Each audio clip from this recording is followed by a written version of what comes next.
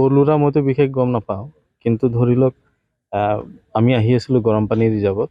গৰম পানী ৰিজাৰ্ভৰ আগে আগে আমাৰ গাড়ীৰ আগে আগে কেতিয়াবা আমি আগে আগে কেতিয়াবা আমাক পিছুৱাই পেলাই আগে আগে আহি থাকোঁতে গৰম পানী ৰিজাৰ্ভত এই পুলিচে ৰখালে, আমাৰ গাড়ীও ৰখালে, তেওঁলোকৰ গাড়ীটোও ৰখালে। ৰখাৰ পিছত মানে আমাৰ গাড়ীও চেক কৰিলে, তেওঁলোকৰ গাড়ীও চেক কৰিলে। আমাৰ গাড়ীটো বিশেষ একো নাপালে, তেওঁলোকক সন্দেহ কৰিলে। সন্দেহ কৰাৰ পিছত উভয় পক্ষে গাড়ীক আনি পেলাই ইয়াত ৰখালে। ইয়াত ৰখাৰ পিছত গোটেই চেক কৰিলে। তো ইন'ভা AS06P0717 ইন'ভাত 4 পেকেট ড্ৰাগছ ওলাইছে।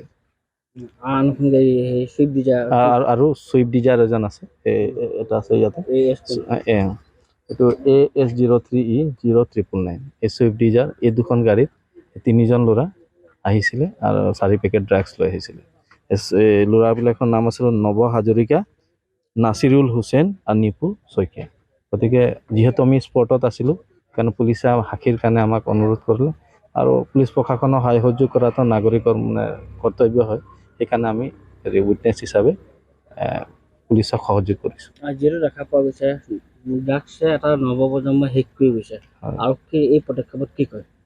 আৰু আৰক্ষীৰ যি পদক্ষেপ আজি লৈছে, যি হিচাপে তেওঁলোকে মানে এনকুৱাৰী কৰি গৰম পানী ৰিজাৰ্ভত এনকুৱাৰী কৰি ধৰা পেলাইছে, আমি অতিকৈ সৌভাগ্য হৈছোঁ যে আমাৰ গোলাঘাট আৰক্ষী ইমান তৎপৰতা আছে, আৰু তেওঁলোকে ইমান তৎপৰতাৰে ইমান ধুনীয়াকৈ তেওঁলোকে অনুসন্ধান কৰি, ইমান গাড়ীৰ মাজত অনুসন্ধান কৰি সেই ড্ৰাগছৰ গাড়ীটোক তেওঁলোকে 2টা গাড়ী ধৰা পেলাই তেওঁলোকে যে আজি সফল হৈছে, তাৰ কাৰণে গোলাঘাট থানাৰ OC ছাৰক, TSI ছাৰক আৰু তেওঁৰ লগত জড়িত ডিপাৰ্টমেণ্টৰ গোটেইখিনি মানুহক আমি গোলাঘাটৰ সাধাৰণ নাগৰিক হিচাপে তেওঁলোকক শুভেচ্ছা জনাইছোঁ, ধন্যবাদ জনাইছোঁ।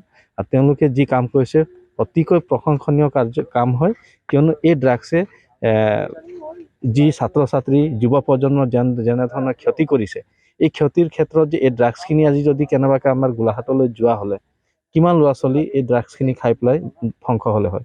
এই ক্ষেত্ৰত এই ড্ৰাগছখিনি যে তেওঁলোকে গোলাঘাট টাউন নাপাওঁতে এই ৰাস্তাতে যে গৰম পানী ৰিজাৰ্ভত এই ৰঙাজান টোল গেটৰ ওচৰত যে তেওঁলোকে ধৰি জব্দ কৰিলে, এইটো এটা বহুত মহান কাম কৰিছে আৰক্ষীয়ে।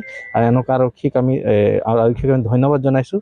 আৰু এই আৰক্ষীসকলে যাতে ভৱিষ্যত দিনতো এনেধৰণে সমাজৰ হৈ পেলাই নিজৰ দায়িত্ব সুচাৰুৰূপে পালন কৰে, ইয়াৰে আশা কৰিছোঁ। ভগৱানৰ ওচৰত প্ৰাৰ্থনা কৰিছোঁ তেওঁলোকক সুস্থ শৰীৰে আৰু বুদ্ধি জ্ঞান দিয়ক, তেওঁলোকক শক্তি দিয়ক, যাতে এই সমাজৰ এই বিকাৰ যিসমূহ আছে, এই ড্ৰাগছ মদ এইখিনিক যাতে আৰু তেওঁলোকে ধৰি যাতে সমাজখন স্বচ্ছ কৰক, ইয়াৰে আমি কামনা কৰিছোঁ। আৰু সকলো সময়তে গোলাঘাট আৰক্ষীক আমি সহায় সহযোগিতা আগবঢ়াই যাম বুলি প্ৰতিশ্ৰুতি দিছোঁ।